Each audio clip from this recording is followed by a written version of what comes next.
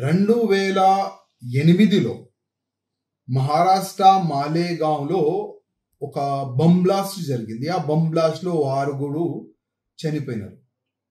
ఆ సమయంలో ఉన్న కాంగ్రెస్ గవర్నమెంట్ హిందువుల పైన ఆరోపాలు చేసుకుంటా భగవా ఆతంకవాద్ అట్లాంటి ఒక పేరు కూడా తీసుకొని వచ్చినారు. అది కాకుండా సాధ్వి ప్రజ్ఞా సింగ్ ఠాకూర్ కి, అదేవిధంగా కర్నల్ పురోహిత్ అట్లాంటి 7 మెంబర్స్ పైన కావాలని ముస్లింలకి హ్యాపీ చేయడానికి ముస్లిమ్స్ ఓట్ బ్యాంక్ రాజకీయం ఆడుకుంటా అప్పుడు హిందువుల పైననే కేసు బుక్ చేసి జైలుకి పంపిస్తున్నారు. ఎన్నో సంవత్సరాలు వీళ్ళు జైలులో ఉన్నారు. చాలా టార్చర్ కూడా వీళ్ళకి అయింది. అప్పుడు టార్చర్ చేసుకుంటా ఈ కేసు మీరే చేసినారు, ఈ బ్లాస్ట్ మీరే చేసినారు, మీరు ఒప్పుకోండి, మేము మీకు సపోర్ట్ చేస్తామని కూడా చాలా వరకు ఒత్తిడి కూడా తీసుకొని వచ్చినారు. సాధ్వి ప్రజ్ఞా సింగ్ గారు చాలా వరకు మీడియాలో కానీ సభల్లో కానీ ఈ మాట వాళ్ళు చెప్పినారు.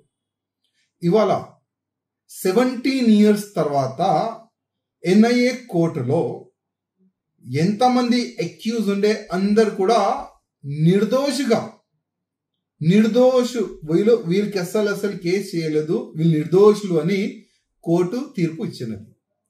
ఇవాళ యావత్ భారతదేశంలో ఉన్న హిందువులకి ఒక మెసేజ్ ఏ విధంగా వెళ్తుందంటే, ఈ కాంగ్రెస్ వాళ్ళు మా హిందువుల పైన కానీ మా సాధు సంతుల పైన కానీ ఒక వర్గంకి ఖుషి చేయనికి ఏదైనా చేయొచ్చు, ఆ విధంగా ఒక మెసేజ్ అయితే బయటికి వెళ్తుంది.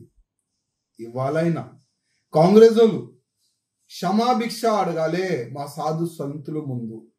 సాధ్వి ప్రజ్ఞా సింగ్ ఠాకూర్ కి గాని కర్నల్ పురోహిత్ ముందు తల వంచి మాతోని తప్పు అయింది అని కాంగ్రెస్ వాళ్ళు చెప్పాలని నేను కాంగ్రెస్ వాళ్ళకి ఒక మాట చెప్తున్నాను. ఎందుకంటే ఆ సమయంలో మీరు చేసిన తప్పులకి ఇవాళ 17 years వరకు కోర్టు చుట్టి వీళ్ళు తిరిగినారు. ఎన్నో సంవత్సరాలు జైల్లో కూడా వీళ్ళున్నారు.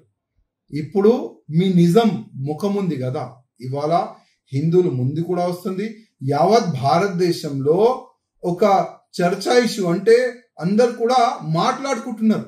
కాంగ్రెస్ వాళ్ళు ఆ సమయంలో హిందువుల పైన గాని సాధు సంతుల పైన గాని ఎంత కూడా దౌర్జన్యం చేసినారా అని ఒక చర్చ అయితే జరుగుతుంది.